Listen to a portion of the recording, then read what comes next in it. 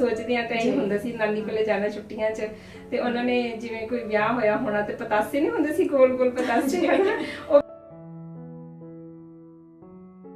ਜਿੰਨੀ ਦੇਰ ਤੱਕ ਮੈਨੂੰ ਇਹ ਲੈਵਲ 7 ਕਰਨ ਤੋਂ ਬਾਅਦ ਟੀਚਿੰਗ ਦੀ ਜੌਬ ਨਹੀਂ ਮਿਲ ਗਈ ਤਾਂ ਮੈਂ ਕਹਿ ਲਓ ਹਰ ਰੋਜ਼ ਟਿਕਟਸ ਦੇਖਦੀ ਹੁੰਦੀ ਤੇ ਸਟਾਰਟਿੰਗ ਚ ਆ ਕੇ ਆਪਾਂ ਨੂੰ ਰਿਲੇਸ਼ਨਸ਼ਿਪ ਬਿਲਡ ਕਰਨਾ ਪੈਂਦਾ ਹੈ, ਆਪਣੀ ਲਾਈਫ ਜ਼ੀਰੋ ਤੋਂ ਸਟਾਰਟ ਕਰਨੀ ਪੈਂਦੀ ਹੈ। ਔਰ ਮੋਰ ਓਵਰ ਜਿਹੜਾ ਮੈਂ ਤੁਹਾਨੂੰ ਦੱਸਿਆ ਕਿ ਮੈਨੂੰ ਅਨਕੁਆਲੀਫਾਈਡ ਦਾ ਟੈਗ ਮਿਲ ਰਿਹਾ ਸੀਗਾ ਇੰਨੀ ਕੁਆਲੀਫਿਕੇਸ਼ਨ ਹੋਣ ਦੇ ਬਾਵਜੂਦ, ਹੈ ਨਾ।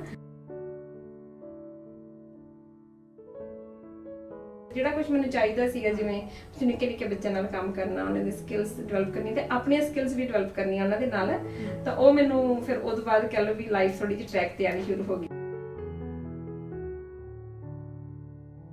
ਗਲੀ ਗਲੀ ਬਨਜਾਰਾ ਸੀ ਫਿਰਦਾ, ਹੋਕਾ ਦਿੰਦਾ ਪੰਗਾਂ ਦਾ ਮੈਂ ਆਸ਼ਿਕ ਹੋ ਗਈ ਵੇ।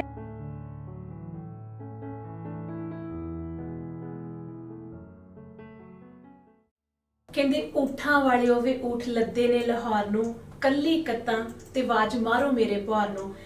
ਲਾਹੌਰ ਦਾ ਮੈਂ ਜ਼ਿਕਰ ਤਾਂ ਕੀਤਾ ਕਿਉਂਕਿ ਅੱਜ ਜਿਹੜੀ ਸ਼ਖਸੀਅਤ ਦੇ ਨਾਲ ਤੁਹਾਡੀ ਮੁਲਾਕਾਤ ਕਰਵਾਉਣੀ ਹੈ ਉਹਨਾਂ ਦਾ ਜਿਹੜਾ ਪਿਛੋਕੜ ਹੈ, ਪਿੱਛਾ ਹੈ, ਲਾਹੌਰ ਦੇ ਨਾਲ ਸੰਬੰਧਿਤ ਹੈ। ਭਾਵੇਂ ਕਿ ਉਹਨਾਂ ਦਾ ਜਨਮ ਤੇ ਪਾਲਣ ਪੋਸ਼ਣ ਜਿਹੜਾ ਉਹ ਮਾਲਵੇ ਦੇ ਵਿੱਚ ਹੋਇਆ, ਪਰ ਫਿਰ ਵੀ ਅਸੀਂ ਜੇਕਰ ਗੱਲ ਕਰੀਏ ਉਹਨਾਂ ਦੀ ਜੇਕਰ ਜਿਹੜੇ ਖੂਨ ਦੇ ਅੰਸ਼ ਨੇ ਉਹ ਲਾਹੌਰ ਦੇ ਨਾਲ ਕਿਤੇ ਨਾ ਕਿਤੇ ਉਹਨਾਂ ਦਾ ਜਿਹੜਾ ਰਿਸ਼ਤਾ ਬੜਾ ਗੂੜਾ ਕਰਦੇ ਨੇ। ਮੈਂ ਤੁਹਾਡੇ ਰੂਬਰੂ ਕਰਦੀ ਹਾਂ ਇੱਕ ਅਜਿਹੀ ਸ਼ਖਸੀਅਤ ਨੂੰ ਜਿਹੜੇ ਨਿਊਜ਼ੀਲੈਂਡ ਦੇ ਵਿੱਚ ਕਾਫੀ ਸਾਲਾਂ ਤੋਂ ਰਹਿ ਰਹੇ ਨੇ, ਮੇਰੇ ਖਿਆਲ ਲਗਭਗ ਪਿਛਲੇ 10 ਸਾਲਾਂ ਤੋਂ ਰਹਿ ਰਹੇ ਨੇ, ਤੇ ਉਹਨਾਂ ਨੇ ਆਪਣੀ ਜ਼ਿੰਦਗੀ ਦੇ ਵਿੱਚ ਜਿੱਥੇ ਹੌਲੀ ਹੌਲੀ ਕਰਕੇ ਆਪਣੀਆਂ ਮੰਜ਼ਿਲਾਂ ਨੂੰ ਸਰ ਕਰਨਾ ਸਿੱਖਿਆ ਹੈ, ਉੱਥੇ ਉਹਨਾਂ ਦੇ ਚਿਹਰੇ ਦਾ ਹਾਸਾ ਜਿਹੜਾ ਉਹ ਹਮੇਸ਼ਾ ਬਰਕਰਾਰ ਰਹਿੰਦਾ ਹੈ। ਤੇ ਕਿਵੇਂ ਕਿਹੜੇ ਤਰੀਕੇ ਦੇ ਨਾਲ ਉਹ ਆਪਣੀ ਜ਼ਿੰਦਗੀ ਦੇ ਵਿੱਚ ਸਾਰੀਆਂ ਜਿਹੜੀਆਂ ਮੁਸ਼ਕਲਾਂ ਨੇ, ਦਰਪੇਸ਼ ਆਉਂਦੀਆਂ ਚੁਣੌਤੀਆਂ ਨੇ, ਉਹਨਾਂ ਨੂੰ ਮਾਤ ਪਾ ਕੇ ਸਫਲਤਾ ਦੇ ਵੱਲ ਆਪਣਾ ਕਦਮ ਵਧਾਉਂਦੇ ਨੇ। ਅੱਜ ਅਸੀਂ ਇਹਨਾਂ ਤੋਂ ਜਾਣਾਂਗੇ। ਰਾਜਵਿੰਦਰ ਕੌਰ ਦਿਓਲ ਇਹਨਾਂ ਦਾ ਨਾਮ ਹੈ ਤੇ ਟਹਿਣਾ ਪਿੰਡ ਜਿਹੜਾ ਮਾਲਵੇ ਇਲਾਕੇ ਦੇ ਵਿੱਚ, ਸੋ ਉਸ ਦੇ ਬਾਬਤ ਇਹ ਦੱਸਣਗੇ। ਉੱਥੇ ਇਹਨਾਂ ਦੇ ਇਨ-ਲॉज ਨੇ, ਨਿਊਜ਼ੀਲੈਂਡ ਕਾਫੀ ਸਾਲਾਂ ਤੋਂ ਵਸੇ ਹੋਏ ਨੇ। ਸਤਿ ਸ਼੍ਰੀ ਅਕਾਲ ਰਾਜਵਿੰਦਰ ਜੀ, ਕੀ ਹਾਲ ਹੈ? ਬਹੁਤ ਵਧੀਆ, ਸਤਿ ਸ਼੍ਰੀ ਅਕਾਲ ਹਰਜੀਤ। ਕੀ ਹਾਲ ਹੈ ਤੁਹਾਡਾ? ਬਹੁਤ ਵਧੀਆ ਹਾਲ ਹੈ ਜੀ, ਤੁਸੀਂ ਦੱਸੋ? ਚੜ੍ਹਦੀ ਕਲਾ। ਬਿਲਕੁਲ ਠੀਕ। ਅੱਛਾ, ਅੱਜ ਕੱਲ ਸਕੂਲਾਂ ਦੀਆਂ ਵੈਸੇ ਛੁੱਟੀਆਂ ਚੱਲ ਰਹੀਆਂ ਨੇ, ਤੁਸੀਂ ਵੀ ਟੀਚਿੰਗ ਦੇ ਕਿੱਤੇ ਨਾਲ ਸੰਬੰਧਿਤ ਹੋ, ਛੋਟੇ ਬੱਚਿਆਂ ਨੂੰ ਕਿੰਡੀ ਦੇ ਵਿੱਚ ਪੜਾਉਂਦੇ ਹੋ? ਹਾਂਜੀ, ਪਰ ਮੇਰੇ ਸਕੂਲ ਦੇ ਵਿੱਚ ਛੁੱਟੀਆਂ ਨਹੀਂ ਹੁੰਦੀਆਂ ਤੇ ਮੈਂ ਆਫ ਵਰਕ ਲਿਆ ਹੋਇਆ ਥੋੜੇ ਦਿਨਾਂ ਵਾਸਤੇ। ਹਾਂਜੀ, ਤੇ ਮੈਂ ਕਿੰਡਰਗਾਰਟਨ ਦੇ ਵਿੱਚ ਜਿਵੇਂ ਅਰਲੀ ਚਾਈਲਡਹੁੱਡ ਟੀਚਰ ਦੀ ਜੌਬ ਕਰਦੀ ਹਾਂ ਇੱਥੇ। ਹਾਂਜੀ, ਠੀਕ। ਕਿੰਨੇ ਕੁ ਸਾਲਾਂ ਤੋਂ ਤੁਸੀਂ ਇਸ ਜੌਬ ਦੇ ਵਿੱਚ? ਮੈਂ 2014 ਤੋਂ ਆ ਕਹਿ ਲਓ। ਠੀਕ। ਹਾਂਜੀ, ਤੇ ਸਟਿਲ ਆਨਗੋਇੰਗ ਹੈ। ਤੁਹਾਨੂੰ ਚੰਗਾ ਲੱਗਦਾ ਬੱਚੇ ਦੇ ਨਾਲ? ਹਾਂਜੀ, ਬੱਚਿਆਂ ਨਾਲ ਕੰਮ ਕਰਨਾ ਬਹੁਤ ਜ਼ਿਆਦਾ ਵਧੀਆ ਹੈ। ਜਿਵੇਂ ਕਹ ਲਓ ਵੀ ਇੱਕ ਕਹ ਲਓ ਵੀ ਆਪਣੀ ਪੀਸ ਆਫ ਮਾਈਂਡ ਵੀ ਹੈ ਤੇ ਆਪਣੀ ਜਿਹੜੀਆਂ ਸਕਿੱਲਸ ਹੁੰਦੀਆਂ ਹੈ ਅੰਦਰ, ਉਹ ਵੀ ਆਪਾਂ ਆਪਣੇ ਉੱਤੇ ਯੂਟਿਲਾਈਜ਼ ਕਰ ਸਕਦੇ ਹਾਂ, ਤੇ ਡਿਫਰੈਂਟ ਚੀਜ਼ਾਂ ਆਪਾਂ ਨੂੰ ਬੱਚਿਆਂ ਤੋਂ ਵੀ ਸਿੱਖਣ ਨੂੰ ਮਿਲਦੀਆਂ ਹੈ। ਪੇਰੈਂਟਸ ਨਾਲ ਕਨੈਕਸ਼ਨ ਹੁੰਦਾ ਆ, ਕਮਿਊਨਿਟੀ ਨਾਲ ਕਨੈਕਸ਼ਨ ਹੁੰਦਾ ਹੈ ਸਾਡਾ ਬਹੁਤ ਸਟਰੋਂਗ। ਹਾਂਜੀ, ਆਪਣੇ ਕਾਫੀ ਜਿਹੜੇ ਨੇ ਆਪਣੇ ਭਾਈਚਾਰੇ ਦੇ ਹੁਣ ਜਿਹੜੇ ਯੰਗ ਪੇਰੈਂਟਸ ਵੀ ਨੇ, ਉਹਨਾਂ ਦੇ ਜਿਨ੍ਹਾਂ ਦੇ ਬੱਚੇ ਇੱਥੇ ਨੇ, ਸੰਯੁਕਤ ਪਰਿਵਾਰ ਨਹੀਂ ਹੈਗੇ, ਪਰਿਵਾਰ ਪਿੱਛੇ ਨੇ, ਕੱਲੇ ਕਪਲਸ ਹੀ ਨੇ, ਸੋ ਉਹਨਾਂ ਨੂੰ ਮੈਨੂੰ ਲੱਗਦਾ ਕਿ ਕਾਫੀ ਉਹ ਹੁਣ ਕਿੰਡੀਜ਼ ਦੇ ਵਿੱਚ ਬੱਚਿਆਂ ਨੂੰ ਭੇਜਦੇ ਨੇ। ਹਾਂਜੀ, ਇਹ ਬਹੁਤ ਵਧੀਆ, ਮਤਲਬ ਇੱਕ ਉਹਨਾਂ ਨੂੰ ਸੋਰਸ ਆਫ ਕਹਿ ਲਓ ਵੀ ਫਰੀडम ਮਿਲਿਆ ਹੋਇਆ ਹੈ ਕਿ ਉਹ ਜੇ ਡਿਊਰਿੰਗ ਇਸ ਟਾਈਮ ਦੇ ਵਿੱਚ ਜਦੋਂ ਕੋਵਿਡ ਦਾ ਟਾਈਮ ਚੱਲ ਰਿਹਾ ਹੈ ਸਪੈਸ਼ਲੀ, ਕਿ ਜਿਹੜੇ ਪੇਰੈਂਟਸ ਅੱਗੇ ਹੁੰਦਾ ਸੀਗਾ ਕਿ ਛੋਟੇ ਬੇਬੀ ਹੁੰਦੇ ਸੀ ਤੇ ਪੇਰੈਂਟਸ ਆ ਜਾਂਦੇ ਸੀਗੇ ਤੇ ਬੱਚੇ ਦੀ ਕੇਅਰ ਜ਼ਿਆਦਾ ਹੋ ਜਾਂਦੀ ਸੀ, ਪਰ ਇਹਨਾਂ ਦਿਨਾਂ ਦੇ ਵਿੱਚ ਸਾਡੇ ਸਕੂਲ ਦੇ ਵਿੱਚ ਬੇਬੀਜ਼ ਦੀ ਜਿਹੜੀ ਹੈਗੀ ਆ ਨੰਬਰ ਜਿਹੜਾ ਉਹ ਵਧਿਆ ਆ, ਕਿਉਂਕਿ ਪੇਰੈਂਟਸ ਆ ਨਹੀਂ ਸਕਦੇ।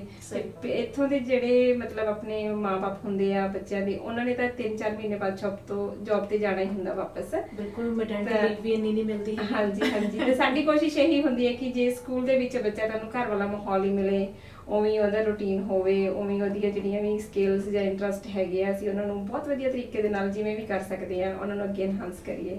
ਜੀ, ਬਹੁਤ ਵਧੀਆ ਤੁਸੀਂ ਕੰਮ ਕਰਦੇ ਹੋ, ਮੁੱਢ ਬੰਨ੍ਹਦੇ ਹੋ ਬੱਚਿਆਂ ਦਾ ਤੁਸੀਂ। ਹਾਂਜੀ, ਮੈਂ ਵੈਸੇ ਇਸ ਵਿਸ਼ਵਾਸ ਵੀ ਕਰਦੀ ਹਾਂ ਕਿ ਜਿਹੜੇ ਪਹਿਲੇ 5 ਸਾਲ ਹੁੰਦੇ ਆ ਉਹ ਮੋਢੀ ਹੁੰਦੀ ਹੈ, ਨੀਂਹ ਹੁੰਦੀ ਹੈ, ਫਾਊਂਡੇਸ਼ਨ ਈਅਰਸ ਆਪਾਂ ਕਹਿ ਸਕਦੇ ਹਾਂ ਗਰੋਥ ਦੇ, ਲਰਨਿੰਗ ਤੇ ਡਿਵੈਲਪਮੈਂਟ ਦੇ।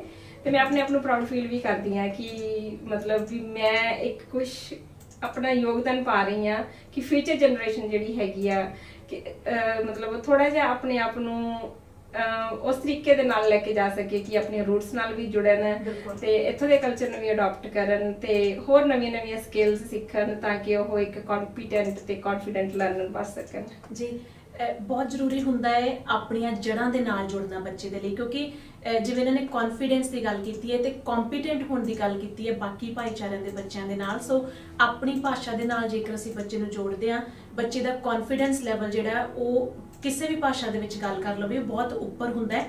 ਆਮ ਤੌਰ ਤੇ ਜੇਕਰ ਅਸੀਂ ਆਪਣੀ ਮਾਤ ਭਾਸ਼ਾ ਦੇ ਨਾਲ ਉਹ ਬੱਚੇ ਨੂੰ ਤੋੜ ਦਈਏ ਤੇ ਬਾਕੀ ਹੋਰਨਾਂ ਭਾਸ਼ਾਵਾਂ ਨੂੰ ਸਿਖਾਉਣ ਦੇ ਵਿੱਚ ਅਸੀਂ ਬੱਚਿਆਂ ਦੀ ਦਿਲਚਸਪੀ ਬਣਾਉਣ ਦੀ ਕੋਸ਼ਿਸ਼ ਕਰੀਏ, ਮੇਰੇ ਖਿਆਲ ਹੈ ਕਿ ਉਸ ਦੇ ਵਿੱਚ ਜਿਹੜਾ ਹੈ ਉਹ ਬੱਚਾ ਜਿਹੜਾ ਉਹ ਕਾਫੀ ਕਨਫਿਊਜ਼ ਹੋ ਕੇ ਰਹਿ ਜਾਂਦਾ। ਸੋ ਆਪਣੀ ਮਾਂ ਬੋਲੀ ਦੇ ਵਿੱਚ ਮਹਾਰਤ ਜਿਹੜੀ ਹੈ ਉਹ ਹਾਸਲ ਕਰਨੀ ਬੱਚੇ ਲਈ ਬੇਹੱਦ ਜ਼ਰੂਰੀ ਹੈ। ਰਾਜਵਿੰਦਰ ਜੀ, ਅਸੀਂ ਜ਼ਰੂਰ ਤੁਹਾਨੂੰ ਇਹ ਪੁੱਛਣਾ ਚਾਹਾਂਗੇ, ਕਿੰਨੇ ਕੁ ਸਾਲਾਂ ਤੋਂ ਤੁਸੀਂ ਇਸ ਕਿੱਤੇ ਦੇ ਵਿੱਚੋਂ ਨਿਊਜ਼ੀਲੈਂਡ ਆਇਆਂ ਨੂੰ ਤੁਹਾਨੂੰ ਕਿੰਨੇ ਸਾਲ ਹੋ ਗਏ ਨੇ? ਅਸੀਂ 2012 ਦੇ ਵਿੱਚ ਇੱਥੇ ਆਏ ਸੀ, ਜੁਲਾਈ ਦੇ ਵਿੱਚ। ਅੱਛਾ ਜੀ। ਤੇ ਉਦੋਂ ਮੈਂ ਮਾਸਟਰ ਇਨ ਐਜੂਕੇਸ਼ਨ ਲੀਡਰਸ਼ਿਪ ਚ ਆਈ ਸੀ। ਅੱਛਾ ਜੀ। ਤੇ ਇੰਡੀਆ ਤੋਂ ਵੀ ਮੇਰੀ ਕੁਆਲੀਫਿਕੇਸ਼ਨ ਜਿਵੇਂ 3 ਮਾਸਟਰਸ ਮੈਂ ਕੀਤੀਆਂ ਹੋਈਆਂ ਸੀਗੀਆਂ ਮੇਜਰ ਸਬਜੈਕਟਸ ਦੇ ਵਿੱਚ। ਤੇ ਉੱਥੇ ਮੇਰੀ ਸਾਇੰਸ ਦੇ ਵਿੱਚ, ਕੰਪਿਊਟਰ ਸਾਇੰਸ ਤੇ ਐਜੂਕੇਸ਼ਨ ਦੇ ਵਿੱਚ ਮਾਸਟਰ ਸੀ। ਤਾਂ ਮੈਂ ਇੱਥੇ ਤਾਂ ਦੱਸਣਾ ਚਾਹਾਂਗੀ ਕਿ ਮੈਂ ਭਾਵੇਂ ਮਾਸਟਰ ਕਰਨ ਆਈ ਸੀ ਪਰ ਇਹ ਕਿੱਤੇ ਦੇ ਵਿੱਚ ਜੌਬ ਮੈਨੂੰ ਨਹੀਂ ਮਿਲੀ ਸੀ। ਇੰਡੀਆ ਦੇ ਵਿੱਚ ਮੈਂ ਓਵਰ ਕੁਆਲੀਫਾਈਡ ਸੀ ਤਾਂ ਇੱਥੇ ਆ ਕੇ ਮੈਨੂੰ ਅਨਕੁਆਲੀਫਾਈਡ ਦੀ ਜੌਬ ਮਿਲਦੀ ਸੀ ਜੇ ਕਿਤੇ ਮੈਂ ਜਾਂਦੀ ਸੀ ਤਾਂ। ਹਾਂਜੀ, ਤਾਂ ਉਹ ਇੱਕ ਬਹੁਤ ਜ਼ਿਆਦਾ ਸਟਰਗਲਿੰਗ ਪੀਰੀਅਡ ਸੀ ਮੇਰੇ ਵਾਸਤੇ, ਟ੍ਰਾਂਜੀਸ਼ਨਿੰਗ ਪੀਰੀਅਡ ਸੀ ਕਿ ਮੈਂ ਮਾਸਟਰਸ ਕੀਤੀ ਹੋਈ ਆ, AUT ਤੋਂ ਲੈਵਲ 9 ਦਾ ਕੋਰਸ ਕੀਤਾ ਹੋਇਆ, ਇੰਡੀਆ ਤੋਂ ਮੇਰਾ ਐਕਸਪੀਰੀਅੰਸ ਆ, ਤਾਂ ਸਟਿਲ ਮੈਨੂੰ ਅਨਕੁਆਲੀਫਾਈਡ ਟੀਚਰ ਕਿਉਂ ਕਿਹਾ ਜਾਂਦਾ ਆ। ਫਿਰ ਇਧਰੋਂ ਉਧਰੋਂ ਇਨਫੋਰਮੇਸ਼ਨ ਪਤਾ ਕਰਕੇ ਮੈਨੂੰ ਆਪਣੇ ਆਪ ਨੂੰ ਜਾਣਕਾਰੀ ਮਿਲੀ ਕਿ ਮੈਨੂੰ ਇੱਥੋਂ ਦਾ ਲੈਵਲ 7 ਦਾ ਗ੍ਰੈਜੂਏਟ ਡਿਪਲੋਮਾ ਕਰਨਾ ਪੈਣਾ। ਤੇ ਫਿਰ ਮੈਂ ਗ੍ਰੈਜੂਏਟ ਡਿਪਲੋਮਾ ਕੀਤਾ ਲੈਵਲ 7 ਉਹ 2014। ਅੱਛਾ, ਲੈਵਲ 9 ਤੋਂ ਬਾਅਦ ਫਿਰ ਤੁਸੀਂ ਲੈਵਲ 7 ਕੀਤਾ? ਹਾਂਜੀ, ਲੈਵਲ 7 ਕੀਤਾ। ਫਿਰ ਤੁਹਾਨੂੰ ਪਤਾ ਆਇਲਸ ਕਰਨਾ ਤੇ ਉਹ ਸਾਰਾ, ਤੇ ਫਿਰ ਮੈਂ ਜਦੋਂ ਮੇਰੀ ਰਜਿਸਟ੍ਰੇਸ਼ਨ ਹੋ ਗਈ ਫਿਰ ਮੈਂ ਕੁਆਲੀਫਾਈਡ ਟੀਚਰ ਹੋਈ ਆ। ਤਾਂ ਉਦੋਂ ਕਹਿ ਲਓ ਕਿ ਮੈਂ 2014 ਦੇ ਵਿੱਚ ਕੋਰਸ ਸਟਾਰਟ ਕੀਤਾ ਸੀਗਾ ਤੇ ਆਨਗੋਇੰਗ ਪ੍ਰੈਕਟਿਸ ਹੁੰਦੀ ਹੈ ਤੇ ਉਦੋਂ ਵੀ ਸਾਡੀ ਟੀਚਿੰਗ ਸਕਿੱਲਸ ਨਾਲ ਨਾਲ ਡਿਵੈਲਪ ਹੋਣੀਆਂ ਸ਼ੁਰੂ ਹੋ ਜਾਂਦੀਆਂ। ਤਾਂ ਜੇ ਮੈਂ ਮੇਨ ਖਾਵਾਂ ਤਾਂ ਮੈਂ ਕੁਆਲੀਫਾਈਡ ਟੀਚਰ 2015 ਚ ਹੋਈ ਆ। ਪਰ ਉਦੋਂ ਪਹਿਲਾਂ ਮੈਂ ਜਿਵੇਂ ਕੁਝ ਐਕਸਪੀਰੀਅੰਸ ਗੇਨ ਕਰਨ ਵਾਸਤੇ ਵਲੰਟਰਿੰਗ ਜੌਬਸ ਕੀਤੀਆਂ। ਕੁਝ ਆਰਟਸ ਵਾਲਾ ਇੱਕ ਸੈਂਟਰ ਹੁੰਦਾ ਸੀ ਆਕਲੈਂਡ ਰੀਜਨਲ ਮਾਈਗ੍ਰੈਂਟ ਸਰਵਿਸਿਜ਼ ਦਾ ਨਿਊਲੈਂਡ ਦੇ ਵਿੱਚ, ਉੱਥੇ ਮੈਂ ਐਕਸਪੀਰੀਅੰਸ ਗੇਨ ਕਰਨ ਵਾਸਤੇ ਫ੍ਰੀ ਦੀ ਜਿਹੜੀਆਂ ਕਲਾਸਾਂ ਆਪਾਂ ਕਹਿ ਲਓ ਵੀ ਬੱਚਿਆਂ ਨੂੰ ਪੜ੍ਹਾਉਣ ਜਾਂਦੇ ਹੁੰਦੇ ਆ ਤੇ ਉਹ ਮੈਂ ਜਾਂਦੀ ਸੀਗੀ। ਤੇ ਫਿਰ ਮੈਂ ਗੁਰਦੁਆਰਾ ਸਾਹਿਬ ਆਪਣੇ ਜਿਹੜੇ ਟਾਕਾਨੀਨੀ ਚ ਉੱਥੇ ਵੀ ਜੌਬ ਕੀਤੀ ਆ। ਅੱਛਾ ਜੀ। ਤੇ ਜਦੋਂ ਲੈਵਲ 7 ਦਾ ਕੋਰਸ ਕਰਨਾ ਸੀ ਤੇ ਉਦੋਂ ਫਿਰ ਪੈਸੇ ਚਾਹੀਦੇ ਸੀ। ਬਿਲਕੁਲ। ਹਾਂਜੀ, ਤੇ ਫਿਰ ਮੈਂ ਉਦੋਂ 12 ਘੰਟੇ ਦੀ ਸ਼ਿਫਟ ਕਰਦੀ ਸੀ ਇੰਟਰਵਰਡ ਪਲਾਸਟਿਕ ਫੈਕਟਰੀ ਦੇ ਵਿੱਚ, ਜਿਹੜੀ ਕਿ ਮੇਰੇ ਕਿੱਤੇ ਨਾਲੋਂ ਟੋਟਲੀ ਡਿਫਰੈਂਟ ਸੀ। ਤੇ ਮੈਨੂੰ ਫਰਸਟ੍ਰੇਸ਼ਨ ਵੀ ਸੀ, ਥੋੜੇ ਹੁੰਦਾ ਬੰਦੇ ਨੂੰ ਆਪਾਂ ਨੂੰ ਵੀ ਮੈਂ ਕੀ ਕਰਨ ਆਇਆ ਸੀ ਤੇ ਮੈਨੂੰ ਕੀ ਕਰਨਾ ਪੈ ਰਿਹਾ ਹਨਾ। ਤੇ ਫਿਰ ਮੈਂ ਰੂਪਾ ਔਰ ਆਪ ਚੈਰੀਟੇਬਲ ਟਰਸਟ ਦੇ ਵਿੱਚ ਵੀ ਥੋੜੀ ਦੇਰ ਕੰਮ ਕੀਤਾ, ਜਾਗਰਤੀ ਵੂਮਨ ਸਪੋਰਟ ਗਰੁੱਪ ਦਾ। ਤੇ ਕਹਿਣ ਦਾ ਭਾਵ ਹੈ ਕਿ ਮੈਂ ਡਾਇਰੈਕਟਲੀ ਜੇ ਇੰਡੀਆ ਦੇ ਵਿੱਚ ਵੀ ਟੀਚਰ ਸੀਗੀ, ਮੈਂ ਸਾਇੰਸ ਟੀਚਰ ਸੀ ਉੱਥੇ, ਤਾਂ ਮੈਂ ਡਾਇਰੈਕਟਲੀ ਆ ਕੇ ਟੀਚਿੰਗ ਜੌਬ 'ਚ ਨਹੀਂ ਆਈ। ਮੈਨੂੰ ਥੋੜੇ ਛੋਟੇ ਪੜਾਅ ਦੇ ਵਿੱਚੋਂ ਦੀ ਲੰਘਣਾ ਪਿਆ ਤੇ ਫਿਰ ਮੇਰੀਆਂ ਸਕਿੱਲਸ ਡਿਵੈਲਪ ਕਰਨੀਆਂ ਪਈਆਂ। ਇੱਥੋਂ ਦੇ ਲੈਵਲ ਦੇ ਸਟੈਂਡਰਡ ਦੇ ਅਕੋਰਡਿੰਗਲੀ ਮੈਨੂੰ ਸਟੱਡੀ ਲੈਣੀ ਪਈ ਤਾਂ ਫਿਰ ਜਾ ਕੇ ਮੈਨੂੰ ਇਹ ਜੌਬ ਮਿਲੀ ਸੀ। ਸੋ ਵਾਕਈ ਜੋ ਅਸੀਂ ਸੋਚ ਕੇ ਆਉਂਦੇ ਆ, ਜਿਹੜੇ ਕਿੱਤੇ ਦੇ ਨਾਲ ਪਿੱਛੋਂ ਅਸੀਂ ਸੰਬੰਧਿਤ ਹੁੰਦੇ ਆ, ਸਾਨੂੰ ਇੱਥੇ ਆ ਕੇ ਵੱਖ-ਵੱਖ ਪੜਾਵਾਂ ਦੇ ਵਿੱਚੋਂ ਗੁਜ਼ਰਨਾ ਹੀ ਪੈਂਦਾ ਹੈ। ਆ ਕੇ ਆਉਂਦਿਆਂ ਸਾਰ ਸਾਨੂੰ ਪਲੇਟ ਦੇ ਵਿੱਚ ਧਰਿਆ ਸਭ ਕੁਝ ਤਾਂ ਕਦੇ ਵੀ ਨਹੀਂ ਮਿਲਦਾ ਹੈ। ਤੁਸੀਂ ਵੀ ਸਹਿਮਤ ਹੋਵੋਗੇ ਮੇਰੇ ਨਾਲ। ਅਗਲੀਆਂ ਗੱਲਾਂ ਦੇ ਜੇਕਰ ਮੈਂ ਗੱਲ ਕਰਾਂ, ਹੁਣ ਅਸੀਂ ਪਿੱਛੇ ਦੀ ਗੱਲ ਕਰ ਰਹੇ ਸੀ, ਆਪਣੇ ਪਿਛੋਕੜ ਬਾਰੇ ਥੋੜਾ ਜਿਹਾ ਜ਼ਰੂਰ ਦੱਸੋ। ਆਪਣੀ ਗੱਲਬਾਤ ਚੱਲ ਰਹੀ ਸੀ, ਤੁਸੀਂ ਦੱਸਿਆ ਸੀ ਕਿ ਲਾਹੌਰ ਦੇ ਨਾਲ ਸੰਬੰਧਿਤ ਹੋ ਤੁਸੀਂ, ਉਂਝ ਮਾਲਵੇ ਦਾ ਤੁਹਾਡਾ ਜਨਮ ਹੈ ਤੇ ਪਾਲਣ ਪੋਸ਼ਣ ਵੀ ਉੱਥੇ ਹੋਇਆ, ਵਿਆਹੇ ਵੀ ਉੱਥੇ ਸੁੱਖ ਨਾਲ। ਉਹ ਸਾਰਾ ਕੁਝ ਜਿਹੜਾ ਹੈ, ਤੁਸੀਂ ਜਦੋਂ ਲਾਹੌਰ ਦੇ ਬਾਬਤ ਸੁਣਦੇ ਹੋ, ਪੜ੍ਹਦੇ ਹੋ, ਕੀ ਮਹਿਸੂਸ ਕਰਦੇ ਹੋ? ਤੇ ਜਦੋਂ ਤੁਸੀਂ ਛੋਟੇ ਜਿਹੇ ਹੁੰਦੇ ਸੀ ਉਦੋਂ ਤੁਹਾਨੂੰ ਕਦੇ ਲੱਗਦਾ ਹੁੰਦਾ ਸੀ ਜਾਂ ਘਰ ਦੇ ਵਿੱਚ ਗੱਲਾਂ ਕਰਦੇ ਹੁੰਦੇ ਸੀ ਕਿ ਤੁਹਾਡਾ ਪਿਛੋਕੜ ਲਾਹੌਰ ਦਾ ਹੈ? ਹਾਂਜੀ, ਉਹਦਾ ਹਜੇ ਵੀ ਗੱਲਾਂ ਚੱਲਦੀਆਂ ਹਰਜੀਤ, ਕਿਉਂਕਿ ਪਿਛੋਕੜ ਨੂੰ ਆਪਾਂ ਭੁੱਲ ਨਹੀਂ ਸਕਦੇ ਹਨਾ। ਸਹੀ ਗੱਲ। ਤੇ ਉਹ ਤਾਂ ਹਜੇ ਵੀ, ਜਿਵੇਂ ਤੁਸੀਂ ਮੇਰਾ ਨਾਮ ਦੱਸਿਆ ਰਾਜਵਿੰਦਰ ਕੌਰ ਦਿਓਲ, ਤਾਂ ਇਹ ਜਿਹੜਾ ਇੱਥੇ ਮੈਂ ਕਲੀਅਰ ਕਰ ਦਿੰਦੀ ਹਾਂ ਕਿ ਦਿਓਲ ਮੇਰੇ ਪੇਰੈਂਟਸ ਦਾ ਨਾਮ ਹਾਂਜੀ। ਤੇ ਕਿਉਂਕਿ ਮੇਰੇ ਪੇਰੈਂਟਸ, ਮੇਰੇ ਗ੍ਰੈਂਡ ਪੇਰੈਂਟਸ ਜਿਹੜੇ ਲਾਹੌਰ ਦੇ ਦਿਓ ਕਲਾ ਪਿੰਡ ਹੈਗਾ ਸੀ ਉੱਥੇ, ਹੁਣ ਵੀ ਹੈਗਾ, ਤੇ ਉੱਥੋਂ ਬਿਲੋਂਗ ਕਰਦੇ ਸੀ। ਤਾਂ ਉੱਥੋਂ ਇਹਨਾਂ ਦਾ ਮਤਲਬ ਸਰਨੇਮ ਦਿਓਲ ਪਿਆ ਸੀ। ਤਾਂ ਮੈਂ ਆਪਣੇ ਆਪ ਨੂੰ, ਕਿਉਂਕਿ ਕੁੜੀਆਂ ਮੁੰਡਿਆਂ ਦੇ ਵਿੱਚ ਕੋਈ ਫਰਕ ਨਹੀਂ ਹੁੰਦਾ ਤੇ ਜੀ। ਮੈਂ ਆਪਣੇ ਪੇਰੈਂਟਸ ਦਾ ਨਾਮ ਅੱਗੇ ਰੱਖਦੀ ਆ ਦਿਓਲ ਜੀ। ਤੇ ਫਿਰ ਰਾਜਵਿੰਦਰ ਕੌਰ ਗਿੱਲ ਜਿਹੜਾ ਮੈਨੂੰ ਸਹੁਰਿਆਂ ਤੋਂ ਸਾਡੇ ਮਿਲਿਆ ਤਾਂ ਜੀ। ਬੈਲੈਂਸ ਬਣਿਆ ਰਹਿੰਦਾ ਹੈ ਥੋੜਾ ਜੀ। ਜਿਹਾ। ਜੀ। ਤੇ ਹਾਂਜੀ ਜ਼ਰੂਰ ਮੇਰੇ ਡੈਡੀ ਦਾ ਬਰਥ ਵੀ ਕਹ ਲਓ ਲਾਹੌਰ ਦਿਓ ਕਲਾਂ ਦਾ ਹੀ ਸੀਗਾ ਸਹੀ। ਤੇ ਉਹ ਜਦੋਂ ਵੀ ਅਸੀਂ ਮਤਲਬ ਛੋਟੇ ਨਾਨਕੇ ਜਾਂ ਦਾਦਕੇ ਜਾਂਦੇ ਹੁੰਦੇ ਸੀ, ਮੇਰੇ ਨਾਨਕੇ ਵੀ ਵੈਸੇ ਪਾਕਿਸਤਾਨ ਤੋਂ ਹੀ ਮੂਵ ਹੋਏ ਠੀਕ, ਸੀ। ਠੀਕ। ਹਾਂਜੀ ਤੇ ਉਹ ਸਾਨੂੰ ਬਹੁਤ ਸਾਰੀਆਂ ਕਹਾਣੀਆਂ ਸੁਣਾਉਂਦੇ ਸੀ ਕਿਉਂਕਿ ਸਾਡਾ ਉੱਥੇ ਬਹੁਤ ਜ਼ਿਆਦਾ ਵਧੀਆ ਮਤਲਬ ਕਹ ਲਓ ਵੀ ਰਾਜਿਆਂ ਵਾਲਾ ਜਿਹੜਾ ਹੁੰਦਾ ਆ। ਅੱਛਾ ਜੀ। ਹਾਂਜੀ ਖਾਨਦਾਨੀ ਆਪਾਂ ਕਹਿ ਸਕਦੇ ਠੀਕ, ਹਾਂ। ਘੋੜੇ ਵੀ ਆਪਣੇ ਸੀ, ਘਰੇ ਕੰਮ ਹਾਂ। ਕਰਨ ਵਾਲੇ ਵੀ ਸੀ ਜੀ। ਤੇ ਉਹ ਬੜਾ ਮਾਣ ਜਿਹਾ ਮਹਿਸੂਸ ਹੁੰਦਾ ਕਿ ਅਸੀਂ ਇੰਨੇ ਮਤਲਬ ਅਮੀਰ ਘਰਾਣੇ ਨੂੰ ਸਹੀ। ਬਿਲੋਂਗ ਕਰਦੇ ਹਾਂ। ਹਮ। ਤਾਂ ਉਹ ਪਰ ਜਿਹੜਾ ਉੱਥੋਂ ਸਾਨੂੰ ਉਹਨਾਂ ਨੇ ਇਹ ਵੀ ਦੱਸਿਆ ਕਿ ਜਿਹੜਾ ਜਿਵੇਂ ਤੁਸੀਂ ਕਹਿੰਦੇ ਮੁਸਕਾਨ ਮੂੰਹ ਦੇ ਉੱਪਰ ਰਹਿੰਦੀ ਆ, ਜੀ। ਉਹ ਮੁਸ਼ਕਲਾਂ ਸਾਨੂੰ ਉਹਨਾਂ ਤੋਂ ਹੀ ਆ ਮਤਲਬ ਸਿੱਖਿਆ ਮਿਲੀ ਆ ਕਿ ਉਹਨਾਂ ਨੇ ਆਪਣਾ ਸਾਰਾ ਕੁਝ ਦੇਖੋ 1947 ਦੇ ਵਿੱਚ ਉੱਥੇ ਪਿੱਛੇ ਛੱਡ ਆਏ ਸੀਗੇ। ਕੁਝ ਫੈਮਿਲੀ ਮੈਂਬਰਸ ਵੀ ਉੱਥੇ ਰਹਿ ਗਏ ਹੋਣਗੇ ਹਨਾ। ਤਾਂ ਇੱਥੇ ਆ ਕੇ ਫਿਰ ਚੜ੍ਹਦੀ ਕਲਾ 'ਚ ਹੀ ਰਹੇ ਆ। ਉਹਨਾਂ ਨੇ ਆਪਣੀ ਜ਼ੀਰੋ ਤੋਂ ਲਾਈਫ ਸਟਾਰਟ ਕੀਤੀ ਆ ਫਿਰ ਆ ਕੇ ਹਨਾ। ਤਾਂ ਉਵੇਂ ਜਿਵੇਂ ਮੈਂ ਇੱਥੇ ਮੂਵ ਹੋਈ ਆ ਤੇ ਮੈਨੂੰ ਵੀ ਉਹੀ ਕੋਰਿਲੇਟ ਕਰਨਾ ਪੈਂਦਾ ਕਈ ਵਾਰੀ ਕਿ ਜੇ ਮੈਂ ਡਿਪਰੈਸ਼ਨ 'ਚ ਆ ਜਾਂਦੀ ਆ ਜਾਂ ਕੁਝ ਵੀ ਹੁੰਦਾ ਤੇ ਮੈਨੂੰ ਉਹ ਚੀਜ਼ ਮੋਟੀਵੇਟ ਕਰਦੀ ਆ ਕਿ ਮੇਰੇ ਤਾਂ ਇੱਕ ਖੂਨ 'ਚ ਆ ਕਿ ਵਸਣਾ ਉਜੜਨਾ ਤੇ ਫਿਰ ਵਸਣਾ। ਤੇ ਹੁਣ ਇੱਥੇ ਆ ਕੇ ਵੀ ਇਹ ਚੀਜ਼ ਜਿਹੜੀ ਹੈਗੀ ਆ ਵੀ ਮੈਨੂੰ ਸੋਰਸ ਆਫ ਮੋਟੀਵੇਸ਼ਨ ਕਹਿ ਲਓ ਤੇ ਜਿਹੜੇ ਤੇ ਚੜ੍ਹਦੀ ਕਲਾ ਵਾਲਾ ਨੂਰ ਰਹਿਣਾ ਕਿ ਜੋ ਹੋ ਗਿਆ ਉਹ ਚੰਗੇ ਵਾਸਤੇ ਹੋਇਆ ਹਨਾ। ਤੇ ਮਾਲਵੇ ਦੇ ਵਿੱਚ ਹਾਂ ਕਿਉਂਕਿ ਮੇਰਾ ਜਨਮ ਜਿਹੜਾ ਹੈਗਾ ਆ ਉਹ ਰਾਣੀ ਵਾਲਾ ਪਿੰਡ ਆ ਮੁਕਤਸਰ ਸਾਹਿਬ ਦੇ ਵਿੱਚ ਤੇ ਉੱਥੇ ਹੋਇਆ ਸੀ। ਪਰ ਮੇਰੇ ਡੈਡੀ ਪੰਜਾਬ ਪੁਲਿਸ ਦੇ ਵਿੱਚ ਜੌਬ ਕਰਦੇ ਸੀ ਤੇ ਉਹਦੇ ਡੈਡੀ ਦੀ ਜੌਬ ਮੇਰੀ ਫਰੀਦਕੋਟ ਹੁੰਦੀ ਸੀ। ਉਦੋਂ ਜਦੋਂ ਜਨਮ ਵੇਲੇ ਤਾਂ ਫਰੀਦਕੋਟ ਵੀ ਤੇ ਮੁਕਤਸਰ ਦੇ ਵਿੱਚ ਫਰੀਦਕੋਟ ਤੇ ਮੁਕਤਸਰ ਇੱਕ ਹੀ ਸੀਗਾ। ਅੱਛਾ। ਉਸ ਤੋਂ ਬਾਅਦ ਇਹ ਜਿਹੜਾ ਮੁਕਤਸਰ ਡਿਸਟ੍ਰਿਕਟ ਅਲੱਗ ਹੋਇਆ ਸੀਗਾ। ਪਹਿਲਾਂ ਫਰੀਦਕੋਟ ਡਿਸਟ੍ਰਿਕਟ ਹੀ ਹੁੰਦਾ ਸੀ ਸਾਰਾ। ਤਾਂ ਡਿਸਟ੍ਰਿਕਟ ਹੈੱਡਕੁਆਟਰ ਫਰੀਦਕੋਟ ਹੋਣ ਕਰਕੇ ਮੇਰੇ ਡੈਡੀ ਫਰੀਦਕੋਟ ਜੌਬ ਕਰਦੇ ਸੀ ਤੇ ਫਿਰ ਸਾਡਾ ਘਰ ਜਿਹੜਾ ਸੀਗਾ ਫਰੀਦਕੋਟ ਹੀ ਸੀਗਾ। ਤੇ ਫਿਰ ਕਹਿ ਲਓ ਵੀ ਮੇਰੀ ਪੜ੍ਹਾਈ ਸਾਰੀ ਉੱਥੋਂ ਦੀ ਆ। ਸਕੂਲ ਕਾਲਜ ਯੂਨੀਵਰਸਿਟੀ ਸਾਰਾ ਕੁਝ ਮੇਰੀ ਪਰਵਰਿਸ਼ ਉੱਥੇ ਆ। ਤੇ ਇੱਥੇ ਮੈਂ ਇੱਕ ਹੋਰ ਚੀਜ਼ ਮੈਂਸ਼ਨ ਕਰਨਾ ਚਾਹੂੰਗੀ ਜਿਹੜੇ ਪਹਿਲੇ 5 ਸਾਲ ਹੁੰਦੇ ਆ ਉਹ ਮੇਰੇ ਨਾਨਕਾ ਪਿੰਡ 'ਚ ਬਤੀਤ ਹੋਏ ਆ। ਅੱਛਾ। ਜਨਮ ਤੁਹਾਡਾ ਨਾਨਕੇ ਘਰ 'ਚ ਹੋਇਆ ਸੀ? ਜਨਮ ਮੇਰਾ ਦਾਦਕੇ ਘਰ 'ਚ ਹੋਇਆ ਸੀ। ਅੱਛਾ ਜੀ। ਪਰ ਮੇਰਾ ਜਿਵੇਂ ਛੋਟਾ ਬ੍ਰਦਰ ਜਿਵੇਂ ਕਹ ਲਓ ਹੋਣ ਵਾਲਾ ਸੀਗਾ ਤਾਂ ਮੈਂ ਨਾਨਕਾ ਪਿੰਡ 'ਚ ਜ਼ਿਆਦਾ ਰਹੀ ਸੀਗੀ। ਠੀਕ ਕਿ ਤੁਹਾਡੀ ਦੇਖਭਾਲ ਜ਼ਿਆਦਾ ਨਾਨਕਿਆਂ ਦੇ ਵੱਲੋਂ ਹੋਈ। ਹਾਂਜੀ। ਕਹਿੰਦੇ ਹੁੰਦੇ ਸੀ ਨਾ ਕਿ ਨਾਨਕੇ ਜਾਵਾਂਗੇ ਤੇ ਮੋਟੇ ਹੋ ਕੇ ਆਵਾਂਗੇ, ਲੱਡੂ ਪੇੜੇ ਖਾਵਾਂਗੇ, ਕੁਝ ਏਦਾਂ ਬੋਲੀ ਵੀ ਏਦਾਂ ਹੀ ਹੁੰਦਾ ਸੀਗਾ ਜੀ। ਹੁਣ ਜੇ ਗੱਲਾਂ ਆਪਾਂ ਸੋਚਦੇ ਆ ਤਾਂ ਇਹ ਹੁੰਦਾ ਸੀ ਨਾਨੀ ਕੋਲੇ ਜਾਣਾ ਛੁੱਟੀਆਂ 'ਚ ਤੇ ਉਹਨਾਂ ਨੇ ਜਿਵੇਂ ਕੋਈ ਵਿਆਹ ਹੋਇਆ ਹੋਣਾ ਤੇ ਪਤਾਸੇ ਨਹੀਂ ਹੁੰਦੇ ਸੀ ਗੋਲ ਪਤਾਸੇ ਉਹ ਪੀਪੇ 'ਚ ਪਾ ਕੇ ਰੱਖਦੇ ਨੇ ਵੀ ਹੁਣ ਮੇਰੇ ਦੋਤੇ ਦੋਤੀਆਂ ਨੇ ਆਉਣਾ ਆ ਤੇ ਹੁਣ ਮੈਂ ਉਹਨਾਂ ਨੂੰ ਉਹ ਚੀਜ਼ਾਂ ਦੇਣੀਆਂ ਆ। ਤੇ ਉਹ ਮੇਰਾ ਪਿੰਡ ਹੈਗਾ ਨਾਨਕਿਆਂ ਦਾ ਫਰੀਦ ਸਰਾਏ ਦੁਨੀਆ ਖਾਸ ਦੇ ਕੋਲੇ ਆ।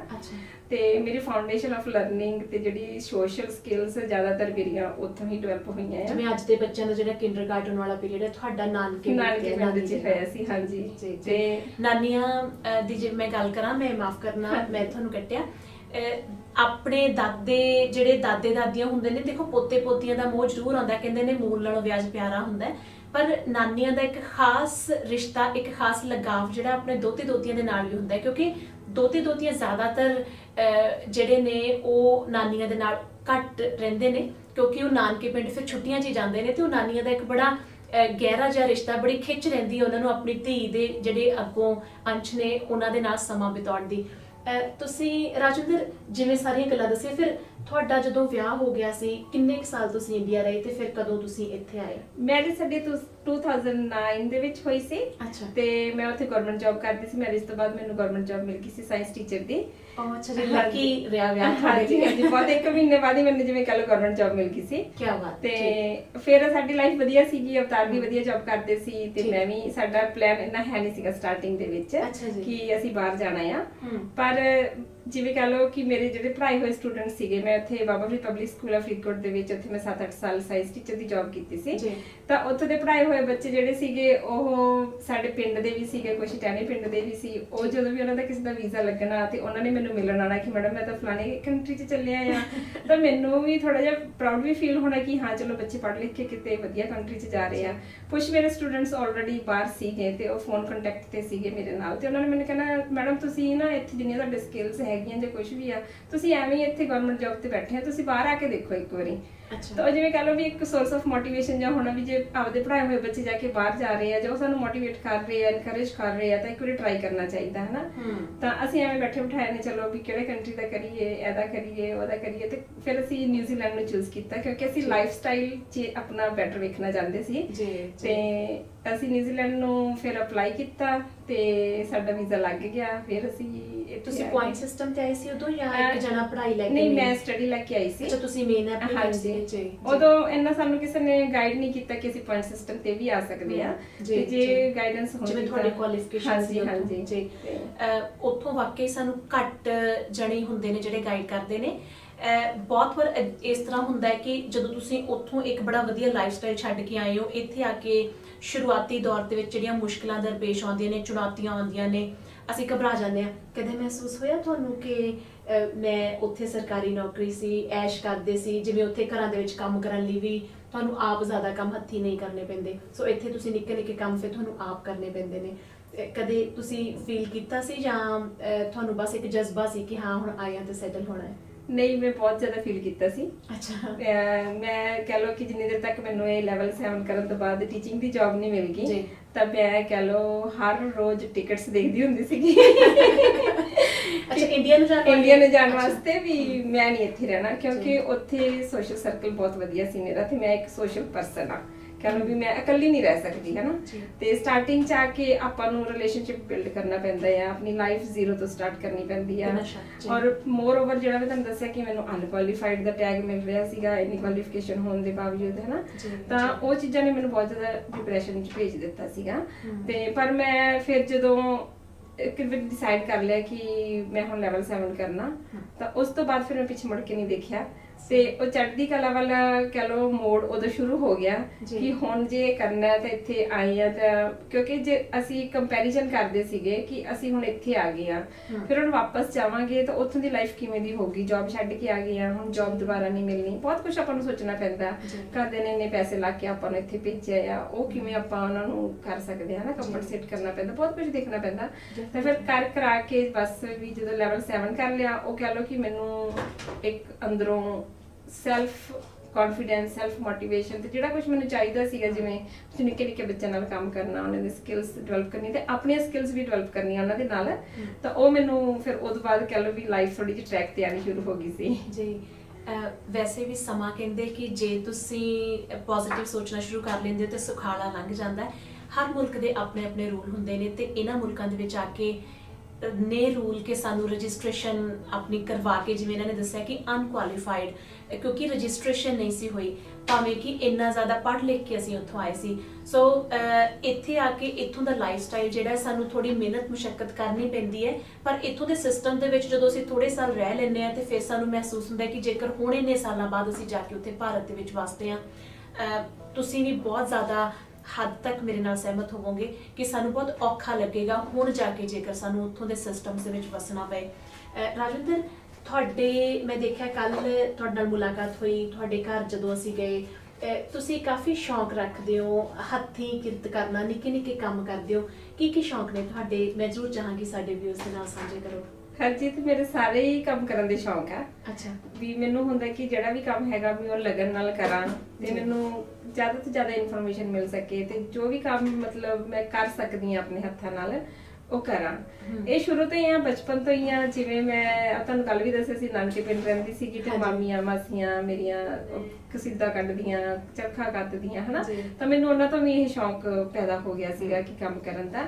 ਬਾਕੀ ਮੈਂ ਇੱਕ ਚੀਜ਼ ਹੋਰ ਜਿਹੜੀ ਮੈਂ ਅੱਜ ਰਸਤੇ ਚ ਆਉਂਦੇ ਆਉਂਦੇ ਸੋਚ ਰਹੀ ਸੀਗੀ ਕਿ ਇਹ ਕਿੱਥੋਂ ਸ਼ੁਰੂ ਹੋਇਆ ਸੀ, ਤਾਂ ਮੈਂ ਜਿਵੇਂ ਗਰਮੀ ਦੀਆਂ ਛੁੱਟੀਆਂ ਚ ਨਾਨਕੇ ਜਾਂਦੀ ਸੀਗੀ, ਤਾਂ ਇੱਕ ਸਾਡੇ ਰਿਸ਼ਤੇਦਾਰਾਂ ਦੇ ਵਿੱਚ ਪੜ੍ਹੀ ਲਿਖੀ ਕੁੜੀ ਆ ਗਈ ਸੀ ਜਿਹਦੀ ਬੈਚਲਰ ਕੀਤੀ ਹੋਈ ਸੀਗੀ ਮਾਮੀ ਦੇ ਤੌਰ ਤੇ, ਜਾਂ ਕਹਿ ਲਓ ਕਿਵੇਂ ਸੀ, ਤਾਂ ਉਹਨਾਂ ਨੇ ਇਹ ਕਹਿਣਾ ਕਿ ਇਹ ਤਾਂ ਪੜ੍ਹੀ ਲਿਖੀ ਹੈ, ਇਹਨੂੰ ਤਾਂ ਘਰ ਦਾ ਕੰਮ ਨਹੀਂ ਆਉਂਦਾ, ਇਹ ਕਾਲਜ ਪੜ੍ਹਦੀ ਰਹੀ ਹੈ, ਯੂਨੀਵਰਸਿਟੀ ਪੜ੍ਹਦੀ ਰਹੀ ਹੈ। ਤੇ ਮੇਰੀ ਨਾਨੀ ਨੇ ਮੈਨੂੰ ਤੇ ਮੇਰੀ ਮੰਮੀ ਨੂੰ ਥੋੜੀ ਜਿਹੀ ਹਦਾਇਤ ਦਿੱਤੀ ਵੀ ਕੁੜੀ ਨੂੰ ਜਿੰਨਾ ਮਰਜ਼ੀ ਪੜ੍ਹਾ ਲਾ, ਪਰ ਰੋਟੀ ਟੁੱਕ ਜ਼ਰੂਰ ਆਉਣਾ ਚਾਹੀਦਾ।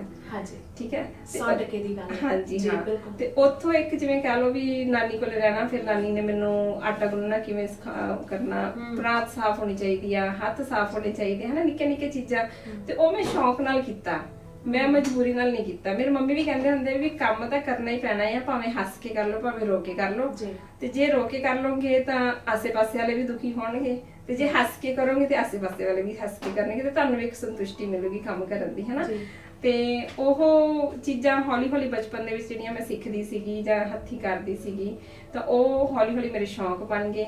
ਤੇ ਹਾਂਜੀ, ਸ਼ੌਂਕ ਦੇ ਵਿੱਚ ਇਹ ਹੈ ਕਿ ਮੈਂ ਘਰ ਦੇ ਕੰਮ ਤਾਂ ਆਪਾਂ ਕਰਦੇ ਹੀ ਆ, ਹਨਾ। ਸਫਾਈ ਕਰ ਲਈ, ਜਿਹੜੇ ਕੱਪੜੇ ਧੋ ਲਏ ਜਾਂ ਕਿਵੇਂ, ਹਨਾ, ਉਹ ਕਰਨੇ ਪੈਣੇ ਨੇ। ਕਿਚਨ ਦਾ ਕੰਮ ਜਿਹੜਾ ਹੈਗਾ, ਮੈਨੂੰ ਕੁਕਿੰਗ ਦਾ ਬਹੁਤ ਜ਼ਿਆਦਾ ਸ਼ੌਂਕ ਹੈ ਜੀ, ਮੈਂ ਦੇਖਿਆ। ਹਾਂਜੀ। ਤੇ ਅਵਤਾਰ ਨੂੰ ਜਿਵੇਂ ਖਾਣ ਦਾ ਸ਼ੌਂਕ ਆ, ਉਹਨਾਂ ਨੂੰ ਹੁੰਦਾ ਵੀ ਆਹ ਚੀਜ਼ ਵੀ ਹੋਣੀ ਚਾਹੀਦੀ ਆ, ਮੈਨੂੰ ਆਹ ਚੀਜ਼ ਪਸੰਦ ਆ, ਤੇ ਉਹਦੇ ਹਿਸਾਬ ਨਾਲ ਫਿਰ ਮੈਂ ਉਵੇਂ ਬਣਾ ਦਿੰਦੀ ਆ ਉਹਨਾਂ ਨੂੰ ਜੀ। ਤੇ ਸੈਕੰਡਲੀ ਮੈਨੂੰ ਸਿਲਾਈ ਕਢਾਈ ਦਾ ਸ਼ੁਰੂ ਤੋਂ ਸ਼ੌਂਕ ਆ, painting, drawing, art and craft ਦੀਆਂ ਚੀਜ਼ਾਂ ਬਣਾਉਣੀਆਂ। ਈਵਨ ਮੈਂ ਛੋਟੀ ਹੁੰਦੀ ਸੀਗੀ ਤੇ ਆਪਾਂ ਕਿਹੜਾ ਕਦੀ ਚੁੱਲ੍ਹਾ ਇੰਨਾ ਬਾਲਦੇ ਸੀ ਜਾਂ ਕਿਵੇਂ ਵੀ, ਤੇ ਮੇਰੇ ਨਾਨੀ ਨੇ ਚੁੱਲ੍ਹਾ ਬਣਾਉਣਾ ਤੇ ਜਾਂ ਮਿੱਟੀ ਲਾਉਣੀ ਜਾਂ ਕੁਝ ਵੀ ਕਰਨਾ ਤੇ ਪਰੋਲਾ ਨਹੀਂ ਫੇਰਦੇ ਵਾਈਟ ਵਾਲਾ, ਤੇ ਉਹ ਵੀ ਮੈਂ ਉਹਨਾਂ ਦੇ ਨਾਲ ਫੇਰਦੀ ਹੁੰਦੀ ਸੀ। ਤੇ ਉੱਥੋਂ ਜਿਵੇਂ ਹੌਲੀ ਹੌਲੀ ਬਚਪਨ ਤੋਂ ਕਹਿ ਲਓ ਫਿਰ ਫਾਊਂਡੇਸ਼ਨ ਹੀ ਉਹੋ ਜਿਹੀ ਹੋਈ ਹੈ, ਮੈਨੂੰ ਘਰ ਦਾ ਮਾਹੌਲ ਹੀ ਉਹੋ ਜਿਹਾ ਮਿਲਿਆ ਸੀਗਾ ਕਿ ਉਹ ਨਿੱਕੀਆਂ ਨਿੱਕੀਆਂ ਸ਼ੌਂਕ ਜਿਹੜੇ ਸੀਗੇ, ਨਿੱਕੇ ਨਿੱਕੇ ਚੀਜ਼ਾਂ ਕਰਦਿਆਂ ਉਹ ਹੁਣ ਮੈਨੂੰ ਇੱਕ ਮੈਡੀਟੇਸ਼ਨ ਦਾ ਕੰਮ ਕਰਦੀਆਂ ਮੇਰੇ ਵਾਸਤੇ। ਤੇ ਬਾਕੀ ਹੱਥੀਂ ਕੰਮ ਕਰਨ ਦੀ ਤੁਸੀਂ ਗੱਲ ਕੀਤੀ ਹੈ, ਤੇ ਮੈਂ ਜਿਵੇਂ ਕਹਿੰਦੇ ਗੁਰਬਾਣੀ ਦੇ ਵਿੱਚ ਕੋਈ ਪੜ੍ਹੇ ਕੋਈ ਸੁਣੇ ਤੇ ਕੋਈ ਕਰੇ ਵਿਚਾਰ, ਮੈਂ ਗੁਰਬਾਣੀ ਪੜ੍ਹਦੀ ਸੁਣਦੀ ਆ, ਪਰ ਮੈਂ ਵਿਚਾਰ ਜ਼ਿਆਦਾ ਕਰਦੀ ਆ। ਤੇ ਵਿਚਾਰ ਦੇ ਵਿੱਚ ਉਹਦੇ ਚ ਕਿ ਗੁਰੂ ਨਾਨਕ ਦੇਵ ਜੀ ਨੇ ਵੀ 500 ਸਾਲ ਪਹਿਲਾਂ ਆਪਾਂ ਨੂੰ ਇੱਕ ਸੰਦੇਸ਼ ਦੇ ਦਿੱਤਾ ਸੀਗਾ, ਸਿੱਖ ਧਰਮ ਦੇ ਵਿੱਚ ਹੀ ਕਹਿ ਲਓ, ਕਿ ਹੱਥੀਂ ਕਿਰਤ ਕਰਨੀ ਆ, ਨਾਮ ਜਪਣਾ, ਵੰਡ ਛਕਣੀ। ਦੂਜੀ ਗੱਲ ਗੁਰਬਾਣੀ ਦੇ ਵਿੱਚ ਇਹ ਵੀ ਆਉਂਦਾ ਹੈ ਕਿ ਨਾਨਕ ਆਪਨ ਹੱਥੀਂ ਆਪਣਾ ਆਪੇ ਹੀ ਕਾਜ ਸਵਾਰੀ ਹੈ। ਤਾਂ ਉਹ ਸਾਰੀਆਂ ਚੀਜ਼ਾਂ ਜਿਹੜੀਆਂ ਹੈਗੀਆਂ ਆ, ਉਹ ਗ੍ਰਹਿਣ ਕਰਦੇ ਕਰਦੇ ਮਤਲਬ ਕਦੋਂ ਉਹ ਇੱਕ ਰੂਟੀਨ ਬਣ ਜਾਂਦਾ ਲਾਈਫ ਦਾ, ਆਪਾਂ ਨੂੰ ਪਤਾ ਨਹੀਂ ਲੱਗਦਾ। ਤੇ ਵਿਹਲੇ ਟਾਈਮ ਦੇ ਵਿੱਚ ਮੈਂ ਸਿਲਾਈ ਕਢਾਈ ਕਰ ਲਈ, ਗਾਰਡਨਿੰਗ ਕਰ ਲਈ, ਤੇ ਜਿਵੇਂ ਕਹ ਲਓ ਵੀ ਹਰ ਕੰਮ ਕਰਨ ਦਾ ਸ਼ੌਂਕ ਹੁਣ ਹੈਗਾ ਆ, ਤੇ ਹੱਥੀਂ ਕਰਨ ਦਾ ਹੈਗਾ। ਇਹਦੇ ਨਾਲ ਬੱਚਤ ਵੀ ਹੋ ਜਾਂਦੀ ਆ ਤੇ ਆਪਣੇ ਸਕਿੱਲਸ ਵੀ ਵੱਧਦੀਆਂ ਆ, ਆਪਾਂ ਨੂੰ ਸਿੱਖਣ ਨੂੰ ਬਹੁਤ ਕੁਝ ਮਿਲਦਾ ਆ। ਬਹੁਤ ਸੋਹਣੀ ਗੱਲ ਕੀਤੀ। ਬੱਚਤ ਵੀ ਕਹਿੰਦੇ ਨੇ ਕਿ ਬੱਚਤਾਂ ਜਿਹੜੀਆਂ ਨੇ ਉਹਨਾਂ ਦੇ ਨਾਲ ਹੀ ਕੁੱਲੀਆਂ ਤੋਂ ਮਹਿਲ ਬਣਦੇ ਨੇ। ਬੜੀ ਸੋਹਣੀ ਗੱਲ ਕੀਤੀ ਸੀ ਤੁਸੀਂ ਰਾਜਿੰਦਰ, ਕਿ ਜਦੋਂ ਆਟਾ ਗੁੰਨਣਾ ਤੇ ਪਰਾਤ ਸਾਫ਼ ਹੋਣੀ ਚਾਹੀਦੀ ਹੈ, ਕੰਮ ਸਾਰੇ ਕਰਨੇ ਆਉਣੇ ਚਾਹੀਦੇ ਨੇ, ਪਰ ਸਿਆਣੇ ਜਿਹੜੇ ਨੇ ਸਾਨੂੰ ਹਮੇਸ਼ਾ ਜਦੋਂ ਕੰਮ ਕਰਨ ਦੀ ਜਾਂਚ ਦੱਸਦੇ ਸੀ, ਸੁਚੱਜਤਾ ਦੇ ਨਾਲ ਉਸ ਕੰਮ ਨੂੰ ਤੁਸੀਂ ਕਿਵੇਂ ਸੰਪੂਰਨ ਕਰਨਾ ਹੈ ਉਹ ਸਾਨੂੰ ਦੱਸਦੇ ਸੀ। ਕਹਿੰਦੇ ਜਦੋਂ ਪੁਰਾਣੇ ਵੇਲਿਆਂ ਦੇ ਵਿੱਚ ਰਿਸ਼ਤੇ ਵੀ ਹੁੰਦੇ ਸੀ ਤੇ ਜਦੋਂ ਕੁੜੀ ਨੂੰ ਕੋਈ ਵੇਖਣ ਜਾਇਆ ਕਰਦੇ ਸੀ ਤੇ ਇਹਨਾਂ ਚੀਜ਼ਾਂ ਦਾ ਖਿਆਲ ਬਹੁਤ ਰੱਖਿਆ ਜਾਂਦਾ ਸੀ ਕਿ ਕੰਮ ਕਰਨ ਦਾ ਤਰੀਕਾ ਕਿਵੇਂ ਦਾ ਹੈ ਇਸ ਕੁੜੀ ਦਾ। ਸੋ ਇਹ ਚੀਜ਼ਾਂ ਜਿਹੜੀਆਂ ਇੱਕ ਤਰ੍ਹਾਂ ਦੇ ਨਾਲ ਤੁਹਾਡੀਆਂ ਜਿਹੜੀਆਂ ਸਪੈਸ਼ਲਿਟੀਜ਼ ਜਿਹੜੀਆਂ ਉਹ ਬਣ ਜਾਂਦੀਆਂ ਸੀ। ਤੇ ਹੁਣ ਮੈਨੂੰ ਪਤਾ ਤੁਸੀਂ ਬੋਲੀਆਂ ਵਗੈਰਾ ਵੀ ਕਾਫੀ ਪਾਉਂਦੇ ਹੋ, ਮੈਂ ਚਾਹੁੰਦੀ ਹਾਂ ਕਿ ਇੱਕ ਬੋਲੀ ਤੁਸੀਂ ਸਾਨੂੰ ਸੁਣਾ ਦਿਓ, ਥੋੜਾ ਜਿਹਾ ਅਸੀਂ ਮਾਹੌਲ ਹਲਕਾ ਕਰੀਏ ਤੇ ਫਿਰ ਇੱਕ ਦੋ ਸਵਾਲ ਮੇਰੇ ਕੋਲ ਹੋਰ ਰਹਿਣਗੇ, ਥੋੜੀ ਜਿਹੀ ਗੰਭੀਰ ਵਿਸ਼ੇ ਤੇ ਵੀ ਚਰਚਾ ਕਰਾਂਗੇ। ਕੋਈ ਬੋਲੀ ਤੁਹਾਡੇ ਜ਼ਿਹਨ ਦੇ ਵਿੱਚ ਹੋਵੇ? ਵੈਸੇ ਤੇ ਰਾਜਵਿੰਦਰ ਬੋਲੀਆਂ ਦੀ ਕਿਤਾਬ ਹੈ, ਕਿਤਾਬਾਂ ਬਹੁਤ ਪੜ੍ਹਦੇ ਹੋ ਤੁਸੀਂ। ਹਾਂਜੀ, ਬੋਲੀ ਹੁਣ ਮੈਂ ਚਲੋ ਸੁਣਾ ਦਿੰਨੀ ਆ। ਸੁਣਾ ਦਿਓ ਫਿਰ। ਗਲੀ ਗਲੀ ਬਨਜਾਰਾ ਸੀ ਫਿਰਦਾ, ਹੋਕਾ ਦਿੰਦਾ ਪੰਗਾ ਦਾ, ਮੈਂ ਆਸ਼ਿਕ ਹੋ ਗਈ ਵੇ, ਤੇਰਾ ਪੀੜ ਵੇਖ ਕੇ ਦੰਦਾਂ ਦਾ, ਮੈਂ ਆਸ਼ਿਕ ਹੋ ਗਈ ਵੇ, ਤੇਰਾ ਪੀੜ ਵੇਖ ਕੇ ਦੰਦਾਂ ਦਾ। ਕਿਆ ਬਾਤ, ਦੰਦਾਂ ਦਾ ਪੀੜ। ਮੇਰੇ ਖਿਆਲ ਹੈ ਕਿ ਬੋਲੀਆਂ ਅਸੀਂ ਹੁਣ ਬੱਚਿਆਂ ਨੂੰ ਸਿਖਾਈਏ ਤੇ ਬੱਚਿਆਂ ਦੀ ਵੋਕੈਬਲਰੀ ਵੀ ਪੰਜਾਬੀ ਦੇ ਵਿੱਚ ਕਾਫੀ ਵਧੀਆ ਹੋ ਸਕਦੀ ਹੈ। ਰਾਜਿੰਦਰ, ਇਸ ਤੋਂ ਪਹਿਲਾਂ ਕਿ ਅਸੀਂ ਗੰਭੀਰ ਵਿਸ਼ੇ ਦੇ ਬਾਰੇ ਗੱਲਾਂ ਕਰੀਏ, ਕਿਉਂਕਿ ਲਾਹੌਰ ਨਾਲ ਤੁਹਾਡਾ ਪਿਛੋਕੜ ਹੈ, ਮੇਰੇ ਜ਼ਿਹਨ ਵਿੱਚ ਆ ਰਿਹਾ ਸੀ, ਤੁਸੀਂ ਲਾਹੌਰ ਗਏ ਹੋ ਜਾਂ ਹਜੇ ਜਾਣ ਦੀ ਇੱਛਾ? ਜਾਣ ਦੀ ਇੱਛਾ ਮੇਰੀ ਤਾਂ ਇਹ ਵੀ ਇੱਛਾ ਸੀਗੀ ਕਿ ਮੇਰੇ ਡੈਡੀ ਨੂੰ ਲਾਸਟ ਈਅਰ ਪੂਰੇ ਹੋ ਗਏ, ਮੇਰੀ ਇਹ ਇੱਛਾ ਸੀਗੀ ਕਿ ਮੈਂ ਡੈਡੀ ਦਾ ਟੂਰ ਇੱਕ ਵਾਰੀ ਇੰਡੀਆ ਦਾ ਲਵਾਵਾਂ, ਤੇ ਪਰ ਉਹ ਨਹੀਂ ਇੱਛਾ ਪੂਰੀ ਹੋ ਸਕੀ। ਤੇ ਪਰ ਹੁਣ ਇਹੀ ਹੈ ਕਿ ਜਦੋਂ ਕਿਤੇ ਖੁੱਲਦੇ ਆ ਕੋਵਿਡ ਦਾ ਜਾਂ ਕੁਝ ਵੀ, ਜਦੋਂ ਵੀ ਓਪਨ ਹੋਊਗਾ, ਜੇ ਪਲਾਨ ਹੈਗਾ ਕਿ ਇੱਕ ਵਾਰੀ ਜ਼ਰੂਰ ਲਾਹੌਰ ਜਾ ਕੇ ਆਣਾ ਜੀ। ਹਾਂਜੀ, ਸੋ ਦੁਆਵਾਂ ਨੇ ਕਿ ਜ਼ਰੂਰ ਤੁਹਾਡੀ ਇਹ ਜਿਹੜੀ ਇੱਛਾ ਜਲਦੀ ਪੂਰੀ ਹੋਵੇ। ਇਸ ਦੇ ਨਾਲ ਹੁਣ ਅਸੀਂ ਇੱਥੇ ਨਿਊਜ਼ੀਲੈਂਡ ਦੇ ਵਿੱਚ ਵਸ ਰਹੇ ਹਾਂ, ਸਾਡਾ ਆਪਣਾ ਪੰਜਾਬ ਹੈ, ਪ੍ਰਦੇਸ਼ਾਂ ਦੇ ਵਿੱਚ ਵਸਦੇ ਅਸੀਂ, ਜਿੰਨੇ ਵੀ ਮੁਲਕਾਂ ਦੇ ਵਿੱਚ ਵਸਦੇ ਹਾਂ।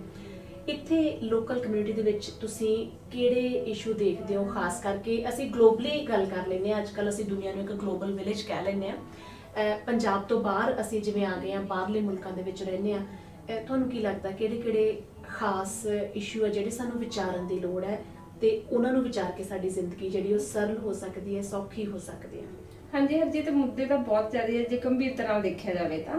ਜੇ ਆਪਾਂ ਕੰਪੈਰੀਟਿਵ ਸਟੱਡੀ ਕਰੀਏ ਇੱਕ ਕੰਟਰੀ ਤੋਂ ਦੂਜੇ ਕੰਟਰੀ ਦੀ ਵੀ ਕਰੀਏ ਜਾਂ ਇੱਥੇ ਬੈਠੇ ਵੀ ਆਪਾਂ ਕਰਦੇ ਹਾਂ, ਹਨਾ, ਤਾਂ ਬਹੁਤ ਸਾਰੇ ਹੈਗੇ ਜਿਹੜੇ ਕਮਿਊਨਿਟੀ ਇਸ਼ੂਜ਼ ਹੈਗੇ ਆਪਣੇ ਡਿਸਕਸ ਕਰਨ ਵਾਲੇ, ਤੇ ਉਹਦੇ ਚ ਮੈਂ ਸਭ ਤੋਂ ਮੇਜਰ, ਜਿਵੇਂ ਮੈਂ ਟੀਚਰ ਆ ਤੇ ਮੈਂ ਤਾਂ ਇੱਕ ਉਹ ਚੀਜ਼, ਜਿਹੜੀ ਚੀਜ਼ ਮੈਂ ਖੁਦ ਫੀਲ ਕਰਦੀ ਆ, ਆਪਣੇ ਮਹਿਸੂਸ ਕਰਦੀ ਆ ਕਿ ਡੇਲੀ ਰੂਟੀਨ ਦੇ ਵਿੱਚ ਜਿਹੜਾ ਮੈਨੂੰ ਹਮੇਸ਼ਾ ਜਿੰਨ ਦੇ ਵਿੱਚ ਆਉਂਦਾ ਹੈ ਕਿ ਬੱਚਿਆਂ ਦੀ ਜਿਹੜੀ ਹੈਗੀ ਲੈਂਗੁਏਜ ਡਿਵੈਲਪਮੈਂਟ ਆ, ਜਾਂ ਸੋਸ਼ਲ ਸਕਿੱਲਸ ਆ, ਜਾਂ ਬੱਚਿਆਂ ਦੇ ਵਿੱਚ ਸੈਲਫ ਕੌਨਫੀਡੈਂਸ ਦੀ ਭਾਵਨਾ ਜਿਹੜੀ ਹੈਗੀ ਆ, ਸੈਲਫ ਮੋਟੀਵੇਸ਼ਨ ਦੀ ਜਿਹੜੀ ਚੀਜ਼ਾਂ ਹੈਗੀਆਂ, ਉਹ ਬਹੁਤ ਜ਼ਿਆਦਾ ਘਟਦੀਆਂ ਜਾ ਰਹੀਆਂ ਆ। ਮੇਨ ਮੋਟਿਵ ਮੈਂ ਇੱਥੇ ਹੋਮ ਲੈਂਗੁਏਜ ਨੂੰ ਵੀ ਲਾਉਂਗੀ ਕਿ ਆਪਾਂ ਇੱਥੇ ਮਾਡਰਨ ਕੰਟਰੀਜ਼ ਦੇ ਵਿੱਚ ਆ ਗਏ ਆ, ਭਾਵੇਂ ਇੱਥੇ ਆ ਭਾਵੇਂ ਆਪਾਂ ਇੰਡੀਆ ਦੇ ਵਿੱਚ ਵੀ ਆ, ਆਪਾਂ ਇੰਡੀਆ ਦੇ ਵਿੱਚ ਵੀ ਆਪਣੀ ਪੰਜਾਬੀ ਮਾਂ ਬੋਲੀ ਤੋਂ ਬਹੁਤ ਜ਼ਿਆਦਾ ਦੂਰ ਹੁੰਦੇ ਜਾ ਰਹੇ ਆ। ਇਹਦਾ ਮੇਨ ਮਕਸਦ, ਮੈਂ ਜੇ ਮੇਨ ਕਹਿ ਲਓ ਉਹ ਕਿ ਵੀ ਜਿਹੜਾ ਕਾਰਨ ਹੈ, ਉਹ ਮੈਂ ਇਹ ਸਮਝਦੀ ਹਾਂ ਕਿ ਟੈਕਨੋਲੋਜੀ ਜਿਹੜੀ ਹੈਗੀ ਆ ਬਹੁਤ ਜ਼ਿਆਦਾ ਵਾਸਟ ਹੋ ਗਈ ਆ, ਤੇ ਆਪਾਂ ਸਾਰੇ ਜਣੇ ਸੋਸ਼ਲਾਈਜ਼ ਹੋਣ ਦੀ ਬਜਾਏ ਇੰਡੀਵਿਜੂਅਲਾਈਜ਼ ਹੁੰਦੇ ਜਾਂਦੇ ਆ, ਤੇ ਆਪਣੀ ਜਿਹੜੀ ਸੈਲਫ ਸੈਂਟਰਡਨੈਸ ਜਿਹੜੀ ਹੈਗੀ ਉਹ ਜ਼ਿਆਦਾ ਵੱਧਦੀ ਜਾ ਰਹੀ ਆ। ਕਮਿਊਨੀਕੇਸ਼ਨ ਦੀਆਂ ਸਕਿੱਲਸ ਇੱਕ ਦੂਜੇ ਦੇ ਨਾਲ ਘਟਦੀਆਂ ਜਾ ਰਹੀਆਂ ਆ, ਸੋਸ਼ਲ ਸਕਿੱਲਸ ਘਟਦੀਆਂ ਜਾ ਰਹੀਆਂ ਆ। ਬੱਚੇ ਨੂੰ ਇੱਕ ਚੰਗਾ ਨਾਗਰਿਕ ਕਿਵੇਂ ਬਣਾਉਣਾ ਆ, ਉਹ ਰੋਲ ਮਾਡਲਿੰਗ ਜਿਹੜੀ ਹੈਗੀ ਆਪਣੀ ਉਹ ਘਟਦੀ ਜਾ ਰਹੀ ਆ। ਮੈਂ ਸਾਰਿਆਂ ਦਾ ਨਹੀਂ ਕਹਿੰਦੀ, ਕਈ ਕੰਟਰੀਜ਼, ਕਈ ਘਰ, ਹਰੇਕ ਘਰ ਡਿਫਰੈਂਟ ਆ। ਕਈ ਪੇਰੈਂਟਸ ਬਹੁਤ ਵਧੀਆ ਆ, ਉਹ ਆਪਣੇ ਬੱਚਿਆਂ ਨੂੰ ਸ਼ੁਰੂ ਤੋਂ ਹੀ ਇੰਨਾ ਟਾਈਮ ਦਿੰਦੇ ਆ, ਇੰਨਾ ਜ਼ਿਆਦਾ ਉਹਨਾਂ ਦੇ ਸਕਿੱਲਸ ਡਿਵੈਲਪ ਕਰਦੇ ਆ ਕਿ ਉਹਨਾਂ ਨੂੰ ਫਿਊਚਰ ਦੇ ਵਿੱਚ ਕਿਸੇ ਤਰ੍ਹਾਂ ਦੀ ਕੋਈ ਪ੍ਰੋਬਲਮ ਨਹੀਂ ਆਉਂਦੀ। ਪਰ ਕੁਝ ਮੈਂ ਮੇਜਰ ਜਿਹੜੇ ਦੇਖਿਆ ਇੱਥੇ ਕਿ ਆਪਣੇ 40-40, 60 ਘੰਟੇ ਕੰਮ ਕਰਦੇ ਆ ਪੇਰੈਂਟਸ, ਵੱਡੀਆਂ ਗੱਡੀਆਂ, ਵੱਡੇ ਘਰ, ਪਰ ਜੇ ਅਸੀਂ ਉਹਨਾਂ ਦੇ ਬੱਚਿਆਂ ਵੱਲ ਦੇਖਦੇ ਹਾਂ ਤੇ ਬੱਚੇ ਦੀ ਸਾਨੂੰ ਭਾਸ਼ਾ ਹੀ ਨਹੀਂ ਸਮਝ ਆਉਂਦੀ ਕਿ ਬੱਚਾ ਬੋਲਦਾ ਕੀ ਹੈ ਤੇ ਬੋਲਣਾ ਕੀ ਚਾਹੁੰਦਾ। ਤਾਂ ਉੱਥੇ ਮੈਨੂੰ ਥੋੜਾ ਜਿਹਾ ਨਾ ਆਪਣੇ ਆਪ ਨੂੰ ਦੁੱਖ ਹੁੰਦਾ ਆ ਕਿ ਜੇ ਅਸੀਂ ਬਾਹਰਲੇ ਮੁਲਕਾਂ 'ਚ ਆ ਗਏ ਆ ਤਾਂ ਆਪਣਾ ਇੱਕ ਫਰਜ਼ ਬਣਦਾ ਹੈ ਕਿ ਜਿਹੜੀ ਸਾਡੀ ਜਨਰੇਸ਼ਨ ਹੈ, ਅਸੀਂ ਉਹਨੂੰ ਜੋ ਵੀ ਆਪਾਂ ਕਰ ਸਕਦੇ ਆ, ਕੰਮ ਘੱਟ ਕਰ ਲਈਏ, ਆਪਣੀ ਕਿਸ਼ਤਾਂ ਘੱਟ ਕਰ ਲਈਏ ਕਿਸੇ ਤਰੀਕੇ ਦੇ ਨਾਲ, ਪਰ ਬੱਚਿਆਂ ਨਾਲ ਟਾਈਮ ਇੰਨਾ ਸਪੈਂਡ ਕਰੀਏ ਕਿ ਜਿਹੜਾ ਫਿਊਚਰ ਹੋਵੇ, ਸਾਨੂੰ ਫਿਊਚਰ ਦੇ ਵਿੱਚ ਸਾਡੇ ਬੱਚੇ ਸਾਨੂੰ ਸੰਭਾਲ ਸਕਣ। ਇਹ ਨਾ ਹੋਵੇ ਕਿ ਸਾਨੂੰ 올ਡ ਏਜ ਹੋਮ 'ਚ ਛੇਤੀ ਜਾਣਾ ਪੈ ਜੇ। ਤੇ ਦੂਜਾ ਜਿਹੜਾ ਮੈਂ ਪਰਸਨਲੀ ਫੀਲ ਕੀਤਾ ਹੈ ਇੱਥੇ ਆ ਕੇ, ਕਿ ਇੱਕ ਜਿਹੜੀ ਜੱਜਮੈਂਟਲ ਦੀ ਭਾਵਨਾ ਆ ਨਾ, ਉਹ ਇੱਥੇ ਆਪਣੀ ਕਮਿਊਨਿਟੀਜ਼ ਦੇ ਵਿੱਚ ਜ਼ਿਆਦਾ ਮਿਲਦੀ ਆ। ਜੱਜਮੈਂਟਲ ਤੋਂ ਕੀ ਭਾਵ ਤੁਹਾਡਾ? ਜੱਜਮੈਂਟਲ ਤੋਂ ਭਾਵ ਮੇਰਾ ਇਹ ਹੈ ਕਿ ਆਪਾਂ ਕਿਸੇ ਨੂੰ ਦੇਖ ਕੇ ਉਹਦੇ ਬਾਰੇ ਅੰਦਾਜ਼ੇ ਲਗਾਉਣੇ ਸ਼ੁਰੂ ਕਰ ਦਿੰਦੇ ਆ ਕਿ ਜੇ ਮੰਨ ਲਓ ਕੋਈ ਚੰਗਾ ਕੰਮ ਕਰ ਰਿਹਾ ਆ ਤਾਂ ਆਪਾਂ ਐਪਰੀਸ਼ੀਏਟ ਕਰਨ ਦੀ ਬਜਾਏ ਡੀ ਐਪਰੀਸ਼ੀਏਟ ਕਰਨ ਦੀ ਕੋਸ਼ਿਸ਼ ਕਰਦੇ ਆ। ਸੌਰੀ ਟੂ ਸੇ, ਮੈਂ ਸਾਰਿਆਂ ਦਾ ਨਾਮ ਨਹੀਂ, ਕਿਸੇ ਦਾ ਨਾਮ ਨਹੀਂ ਜਾਂ ਕਿਸੇ ਨੇ ਇੱਕ ਨੂੰ ਨਹੀਂ ਕਹਿ ਰਹੀ, ਜੋ ਮੇਰਾ ਪਰਸਨਲ ਐਕਸਪੀਰੀਅੰਸ ਹੋਇਆ ਆ। ਤਾਂ ਮੈਂ ਇਹ ਕਹਿੰਦੀ ਹਾਂ ਕਿ ਹਰ ਕੋਈ ਯੂਨੀਕ ਆ, ਤੁਹਾਡੀ 'ਚ ਆਪਣੀਆਂ ਕੁਆਲਿਟੀਜ਼ ਆ, ਮੇਰੀਆਂ ਆਪਣੀਆਂ ਕੁਆਲਿਟੀਜ਼ ਆ, ਹਨਾ। ਬੈਟਰ ਇਹ ਹੈ ਕਿ ਤੁਹਾਡੀਆਂ ਕੁਆਲਿਟੀਜ਼ ਤੇ ਮੇਰੀਆਂ ਕੁਆਲਿਟੀਜ਼ ਮਿਲ ਕੇ ਬਿਗ ਕੁਆਲਿਟੀਜ਼ ਬਣਨ ਨਾ, ਤਾਂ ਆਪਾਂ together we can achieve better, ਠੀਕ। ਪਰ ਕਿਸੇ ਤਰੀਕੇ ਦੇ ਨਾਲ ਮੈਂ ਜਿਹੜਾ ਮਹਿਸੂਸ ਕੀਤਾ ਹੈ ਕਿ ਜਦੋਂ ਆਪਾਂ ਕੋਈ ਵੀ ਆਪਣੇ ਤੋਂ ਕੁਆਲਿਟੀਜ਼ ਵਾਲਾ ਅੱਗੇ ਹੋਣਾ ਸ਼ੁਰੂ ਹੁੰਦਾ ਹੈ ਜਾਂ ਕੁਝ ਵੀ ਹੁੰਦਾ ਹੈ, ਤਾਂ ਆਪਾਂ ਬਜਾਏ ਇਸ ਤੇ ਵੀ ਉਹਨੂੰ ਮੋਟੀਵੇਟ ਕਰੀਏ ਜਾਂ ਕੁਝ ਵੀ ਕਰੀਏ, ਆਪਾਂ ਥੋੜਾ ਉਹਦੀ ਲੈਗ ਪੁਲਿੰਗ ਕਰਨੀ ਸ਼ੁਰੂ ਕਰ ਦਿੰਦੇ ਆ। ਆਪਾਂ ਕੰਪੀਟੀਸ਼ਨ 'ਚ ਆ ਜਾਂਦੇ ਆ, ਠੀਕ ਹੈ, ਪਰ ਜਿਹੜੀ ਸੈਲਫ ਉਹ ਹੈਗੀ ਹੈ ਨਾ ਰਿਫਲੈਕਸ਼ਨ, ਜਾਂ ਇਹ ਕਹਿਣਾ ਕਿ ਜੇ ਉਹ ਕੰਪੀਟੀਸ਼ਨ 'ਚ ਹੈ ਤਾਂ ਵੀ ਮੇਰੇ ਤੋਂ ਅੱਗੇ ਕਿਉਂ ਆ, ਮੈਂ ਉਹ ਭਾਵਨਾ ਕਿਵੇਂ ਲੈ ਕੇ ਆਵਾਂ ਕਿ ਮੈਂ ਜੇ ਉਹਦੇ ਬਰਾਬਰ ਨਹੀਂ, ਮੈਂ ਤੋਂ ਅੱਗੇ ਵੀ ਨਿਕਲ ਸਕਦਾ ਆ, ਠੀਕ ਹੈ। ਤਾਂ ਜਿਹੜਾ ਮੇਰਾ ਮੇਨ ਉਹ ਹੈਗਾ ਕਿ ਮੈਨੂੰ ਹੁੰਦਾ ਕਿ ਜੇ ਆਪਾਂ ਮਿਹਨਤ ਕਰ ਸਕਦੇ ਆ, ਆਪਣੀ self reflection, self analysis, self evaluation ਆਪਣੇ ਆਪ ਹੀ ਕਰਨ ਲੱਗ ਪਈਏ ਨਾ, ਤਾਂ ਆਪਣੀ ਤਰੱਕੀ ਆਪਣੇ ਆਪ ਹੀ ਹੋ ਜਾਂਦੀ ਆ।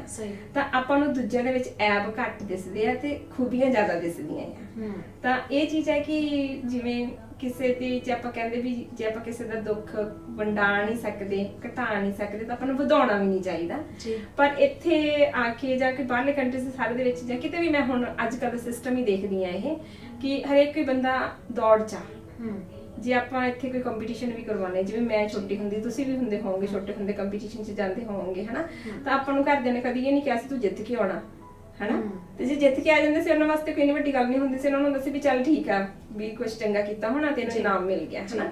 ਤੇ ਅੱਜ ਕੱਲ ਬੱਚੇ ਤੇ ਜਾਂ ਕਿਵੇਂ ਵੀ ਇਹੀ ਕਿਹਾ ਜਾਂਦਾ ਹੈ ਕਿ ਮੇਰਾ ਬੱਚਾ ਹੀ ਫਸਟ ਆਉਣਾ ਚਾਹੀਦਾ, ਦੂਜੇ ਦਾ ਬੱਚਾ ਜਿਹੜਾ ਹੈਗਾ ਉਹ ਸੈਕਿੰਡ ਆਉਣਾ ਚਾਹੀਦਾ, ਥਰਡ ਆਉਣਾ ਚਾਹੀਦਾ, ਪਰ ਨਹੀਂ, ਹਰੇਕ ਦੇ ਵਿੱਚ ਕੈਪੈਸਿਟੀ ਆ। ਤਾਂ ਉਹ ਜਿਹੜੀ ਆਪਣੀ ਹੈਗੀ ਆ ਕਿ ਉਹ ਇਹ ਕਰਨਾ ਕਿ ਸਿੱਖਣਾ ਕਿਸੇ ਤੋਂ, ਕਿਸੇ ਨੂੰ ਮੋਟੀਵੇਟ ਕਰਨਾ। ਜੇ ਆਪਾਂ ਜਿੱਤ ਗਏ ਆ, ਉਹਦੀ ਖੁਸ਼ੀ ਵੀ ਉਸ ਤਰੀਕੇ ਨਾਲ ਮਨਾਉਣੀ ਕਿ ਦੂਜਾ ਬੰਦਾ ਹਾਰਨ ਵਾਲਾ ਜਿਹੜਾ ਹੈਗਾ ਆ ਉਹ ਮਹਿਸੂਸ ਨਾ ਕਰੇ। ਜੇ ਆਪਾਂ ਹਾਰ ਗਏ ਆ ਤਾਂ ਆਪਾਂ ਨੂੰ ਇਹ ਪਤਾ ਕਰਨਾ ਚਾਹੀਦਾ ਕਿ ਅਸੀਂ ਕਿਉਂ ਇਸ ਤਰ੍ਹਾਂ ਸਾਡੇ 'ਚ ਆਏ ਆ, ਜਾਂ ਕੋਈ ਵੀ ਜਿਹੜੀ ਚੀਜ਼ ਹੈਗੀ ਹੈ, ਜੇ ਸਾਡੇ 'ਚ ਕੋਈ ਵੀ ਡਰਾਬੈਕਸ ਹੈਗੇ ਆ ਤਾਂ ਉਹਨਾਂ ਨੂੰ ਓਵਰਕਮ ਕਿਵੇਂ ਕਰ ਸਕਦੇ ਹਾਂ, ਕਰ ਲੈਣੀ ਚਾਹੀਦੀ ਹੈ। ਬਹੁਤ ਵਧੀਆ ਗੱਲ ਤੁਹਾਡੀ ਮੇਰੇ ਬਹੁਤ ਮਨ ਨੂੰ ਲੱਗੀ।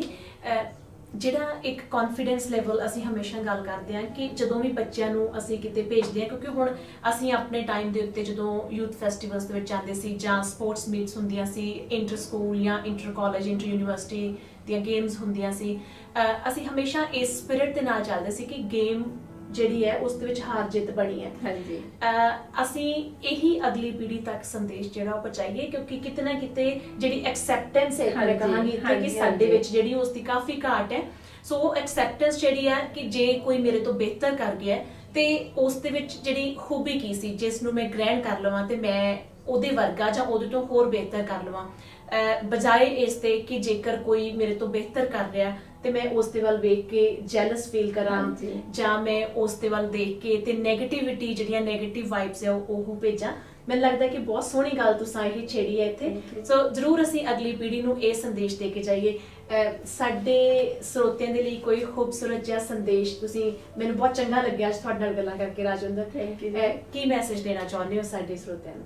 ਹਰਜੀਤ, ਵੈਸੇ ਤਾਂ ਮੈਂ ਆਪ ਲਰਨਿੰਗ ਸਟੇਜ ਤੇ ਹਾਂ ਹਜੇ, ਦੇਖੋ ਇਨਸਾਨ ਸਾਰੀ ਉਮਰ ਹਾਂਜੀ, ਕਿਉਂਕਿ ਹਰ ਰੋਜ਼ ਸਿੱਖਦੇ ਆ ਕੁਛ ਨਾ ਕੁਛ, ਤੇ ਮੈਂ ਸੰਦੇਸ਼ ਤਾਂ ਨਹੀਂ ਦੇ ਸਕਦੀ ਵੀ, ਮੈਂ ਬਸ ਇੱਕ ਸੁਝਾਅ ਦੇ ਸਕਦੀ ਹਾਂ, ਇੱਕ ਆਪਣੇ ਵਿਚਾਰ ਸਾਂਝੇ ਕਰ ਸਕਦੀ ਹਾਂ ਕਿ ਆਪਣੇ ਬੱਚਿਆਂ ਨਾਲ ਵੱਧ ਤੋਂ ਵੱਧ ਟਾਈਮ ਸਪੈਂਡ ਕਰਨਾ ਚਾਹੀਦਾ, ਉਹਨਾਂ ਦੇ ਲੈਵਲ ਤੇ ਆ ਕੇ ਗੱਲ ਕਰਨੀ ਚਾਹੀਦੀ ਆ। ਕਿ ਜਿਵੇਂ ਮੈਂ ਐਜੂਕੇਸ਼ਨ ਸਾਈਕੋਲੋਜੀ ਦੇ ਵਿੱਚ ਮਾਸਟਰਸ ਦੀ ਜਦੋਂ ਐਜੂਕੇਸ਼ਨ ਕੀਤੀ ਸੀ ਤਾਂ ਚਾਈਲਡ ਸਾਈਕੋਲੋਜੀ ਬਾਰੇ ਬਹੁਤ ਕੁਝ ਪੜ੍ਹਿਆ ਸੀ, ਤੇ ਉਹ ਸਾਰੀਆਂ ਚੀਜ਼ਾਂ ਮੈਂ ਹੁਣ ਮਹਿਸੂਸ ਕਰਦੀ ਹਾਂ ਬੱਚਿਆਂ ਦੇ ਵਿੱਚ। ਐਂਜ਼ਾਈਟੀ, ਫਰਸਟ੍ਰੇਸ਼ਨ, ਹਨਾ, ਇਹ ਸਾਰੀਆਂ ਚੀਜ਼ਾਂ ਕਿਉਂ ਆਉਂਦੀਆਂ? ਉਹ ਮਾਹੌਲ ਤੋਂ ਆਉਂਦੀਆਂ।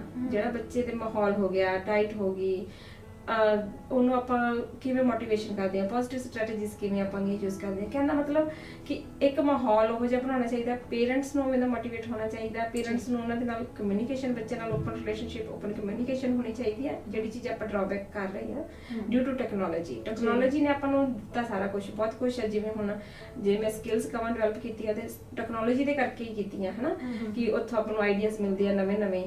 ਤੇ ਆਪਾਂ ਨੂੰ ਪੇਰੈਂਟਸ ਨਾਲ ਜ਼ਿਆਦਾ ਟਾਈਮ ਸਪੈਂਡ ਕਰਨਾ ਚਾਹੀਦਾ, ਬੱਚਿਆਂ ਨਾਲ ਜ਼ਿਆਦਾ ਟਾਈਮ ਸਪੈਂਡ ਕਰਨਾ ਚਾਹੀਦਾ, ਤੇ ਹੱਥੀਂ ਕੰਮ ਜਿੰਨਾ ਹੋ ਸਕਦਾ ਆਪ ਕਰਨਾ ਚਾਹੀਦਾ।